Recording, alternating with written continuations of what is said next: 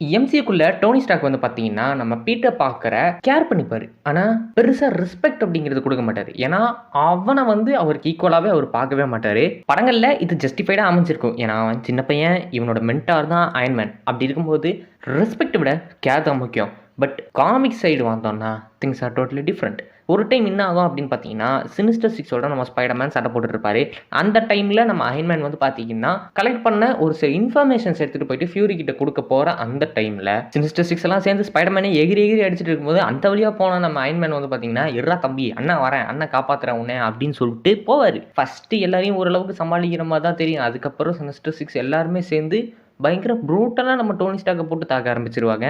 தப்பிச்சா போதும், பொழச்சா போதும்னு iron man வந்து பார்த்தீங்கன்னா, எஸ்கேப் ஆகி போய் டோனி ஸ்டார்க்கா அவரோட லேப்ல வந்து உட்காந்து, அந்த ஃப்ளைட் எவ்வளோ ப்ரூட்டலா இருந்தது அப்படிங்கிறதெல்லாம் அனலைஸ் பண்ணிட்டு இருக்கும்போது தான், அடிக்கடி நம்ம ஸ்பைடர்மேன் இந்த சினிஸ்டர் 6 சமாளிச்சுட்டு இருக்காரு அப்படிங்கிற விஷயமும் நம்ம டோனி ஸ்டார்க்கு ஹிட் ஆகி, இந்த பையன் எப்படி இத்தனை 6 பேரையுமே ஃப்ரீக்வென்ட்டா சமாளிச்சுட்டு இருக்கான் அப்படிங்கிற ஒரு தாட் ப்ராசஸ் அவருக்குள்ள வந்து, தானாவே பீட்டர் மேல ஒரு ரெஸ்பெக்ட் டோனி ஸ்டார்க்கு வந்திருக்கும்.